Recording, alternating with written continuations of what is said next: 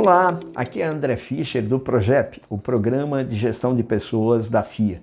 Você está recebendo agora uma degustação das aulas do curso de preparação de profissionais para o home office. É um curso que foi concebido para que os participantes possam saber como superar os desafios da migração permanente, ou para o trabalho híbrido, ou para o trabalho totalmente realizado à distância. Nós reunimos nossos melhores professores de áreas como autogestão, projetos ágeis, gestão por resultados, comunicação, saúde física, saúde mental e criamos um conjunto de disciplinas totalmente voltadas para a atuação em regime de teletrabalho.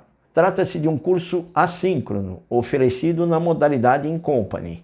Assim, as empresas podem adaptar essas disciplinas ou outras disciplinas que queiram incluir no programa às suas necessidades específicas nesse campo. São vídeos curtos, porém profundos e detalhados, com recomendações práticas e conteúdos baseados em pesquisas já testados e aprovados pelas organizações. Nós temos também um e-book, temos questões de retenção que são respondidas pelos alunos com apoio da monitoria, se necessário. Estamos num momento de transição. Muitas empresas estão adotando o modelo híbrido. A adequada capacitação dos profissionais envolvidos é fundamental para que todos possam se responsabilizar por criar, no mundo virtual, um ambiente de trabalho sadio, um ambiente de trabalho produtivo e de ótimo relacionamento. Para isso, é preciso capacitar pessoas.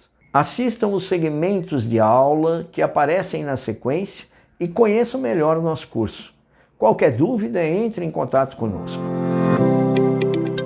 É sabido que o ambiente do teletrabalho, muitas vezes nós estamos convivendo com a nossa realidade doméstica. Então, tem uma criança chorando, tem de repente um cachorro latindo, ou a cônjuge também está fazendo o trabalho remotamente ou está estudando. Então essa dinâmica familiar, ela se encontra também com a nossa dinâmica profissional. Então é importante entender que o teletrabalho não pode ser encarado como uma questão provisória, uma coisa de improviso. Então, é fundamental nós estabelecermos algumas rotinas e também um espaço para que nós tenhamos ali conforto, organização, para termos também produtividade.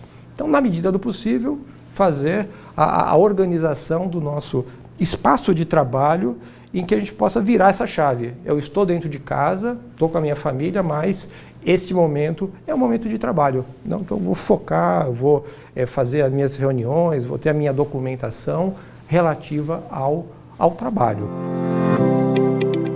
Começando com a dimensão dos fatores ambientais, pontuaremos a relação entre o ambiente físico, o ambiente social e as atitudes no teletrabalho.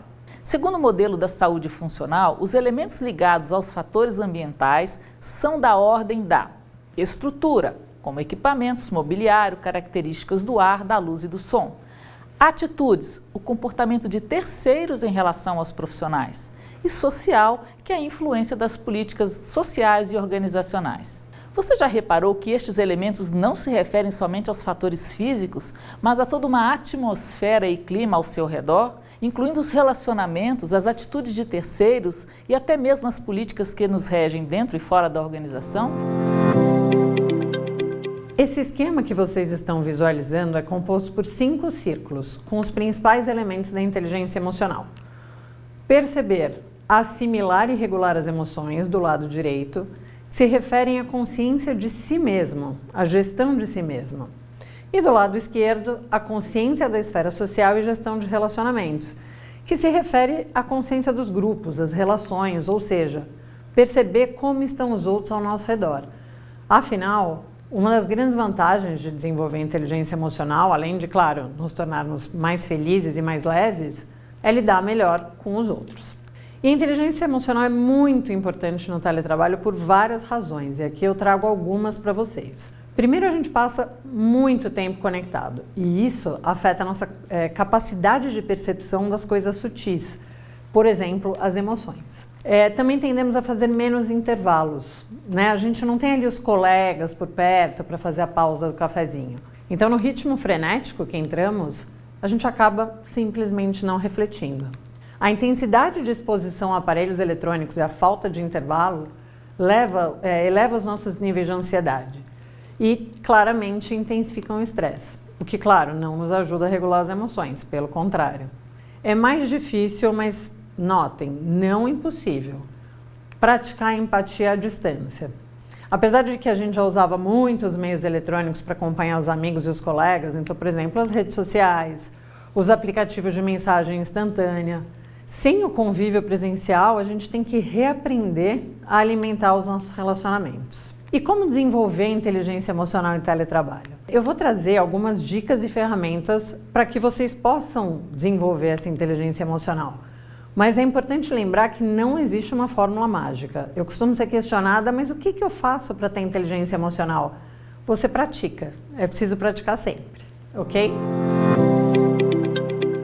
Vocês imaginem as pessoas que estão mudando de trabalho, mudando de empresa nesse momento. Talvez elas comecem uma rotina de trabalhar com muita gente nova e sequer tiveram chance de conhecer a sua liderança presencialmente ou seus colegas presencialmente. Então fica um pouquinho mais difícil, mas também não é impossível.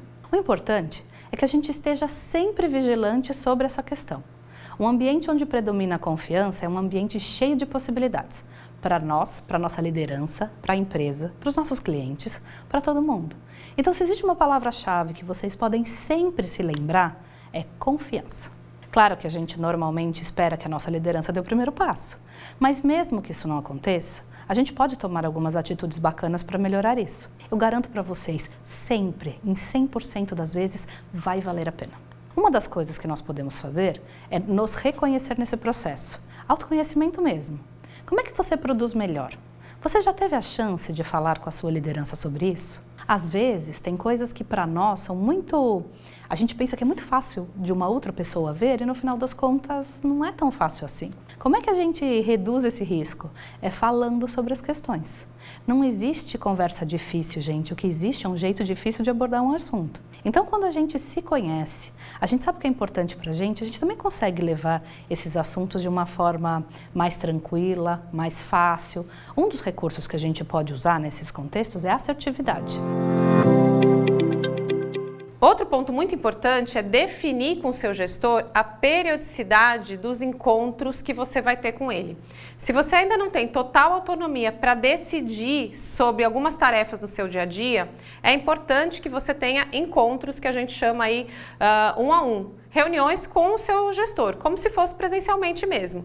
Pode ser que eles aconteçam diariamente, meia horinha todo dia, no começo do dia, para saber o que tem de entregas naquele dia e entender o que aconteceu do dia anterior. Pode ser que sejam semanais, quinzenais, depende do volume de trabalho que você tem e da quantidade de autonomia que você tem para decidir as suas tarefas. Se você precisa de mais aprovações ou que seu gestor esteja mais perto do seu trabalho, o ideal é que você tenha pelo menos o contato com ele todos os dias. Conforme isso vai caminhando e vocês vão percebendo que o trabalho vai sendo feito e não precisa tanto da intervenção do seu gestor, você vai perceber que essas reuniões não são mais necessárias com tanta periodicidade.